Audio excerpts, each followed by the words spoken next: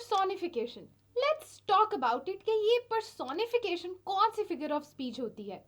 अगर आप मेरी तरह समझदार हैं तो आपको पता चल गया होगा कि ये जो वर्ड है पर्सोनिफिकेशन, इसमें एक वर्ड छुपा हुआ है।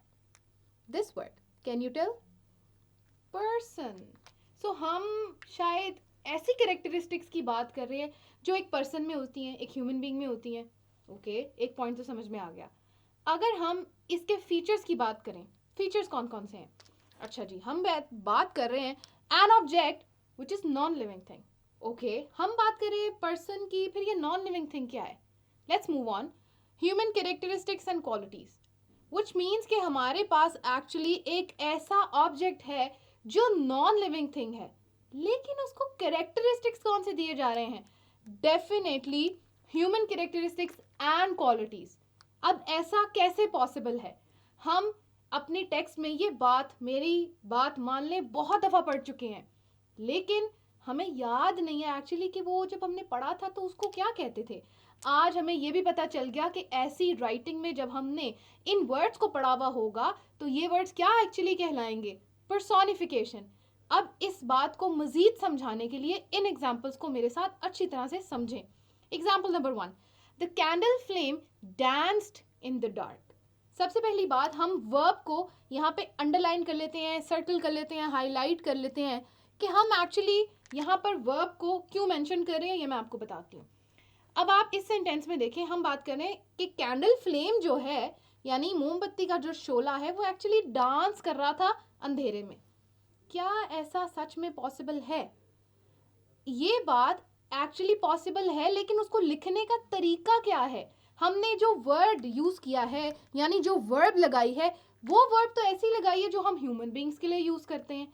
तो ये बात यहाँ पर हमें समझ आ गई कि हमने पर्सोनिफिकेशन को किस तरह से रिप्रेजेंट करना है। सेंटेंस के अंदर हम ऐसी वर्ब्स यूज करेंगे जो वर्ब्स किस लिए यूज होती हैं? ह्यूमन बीइंग्स के लिए। तो ये बात यहाँ पर हो गई एक clear. Now moving on to the second example, we have the sunflower nodded in the wind. आप देखें, nodded का मतलब क्या होता है? सर से हिला के इशारा करना, हाँ ना, ठीक है। तो इसका मतलब है कि जो sunflower है, एक फूल है ना, फूल को ये कहा जा रहा है कि फूल हमें सर हिला के इशारा करके बता रहा है कि हाँ, नहीं, कुछ भी। लेकिन आप मुझे बताएं कि क्या फूल का सर होता है? नहीं होता। तो हमने क्या बात की कि हमने एक ऑब्जेक्ट को, एक नॉन लिविंग थिंग को क्या कैरेक्टरिस्टिक्स दिए हैं? As a person, as a human being हमने उसको ट्रीट किया है।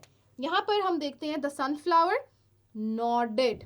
तो नॉडेड क्या है? इट्स अगेन अ वर्ब जो किसके लिए यूज होती है? ह्यूमन बीइंग्स के लिए।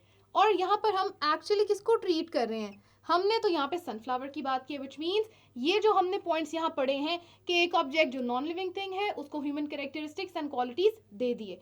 तो यहाँ पर ये दोनों बातें भी हो गई हमें clear. Let's underline the objects ताकि हमें आइडिया हो जाए। The candle and the sunflower. Now जब आप टेक्स्ट पढ़ेंगे तो टेक्स्ट में अगर आपको कहीं पर भी ऐसा ऑब्जेक्ट लिखा हुआ नजर आ रहा है जो कि एक डेड ऑब्जेक्ट है, डेड से मतलब नॉन लिविंग थिंग है, एक्चुअली वो ह्यूमन कैरेक्टरिस्टिक्स नहीं रखता, तो हम अगर उसको ये कह के लिख रहे हैं कि वो रखता है ह्यूमन कैरेक्टरिस्टिक्स, विच मीन्स कि वहां पोइट ने क्या यूज किया है? Personification as a figurative speech.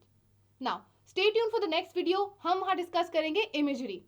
तब तक के लिए आप डिस्कस करें, थोड़ा सा एक आइडिया लेके इमेजरी का वर्ड आपको क्या बता रहा है। Let me know in the discussion box below. Take care.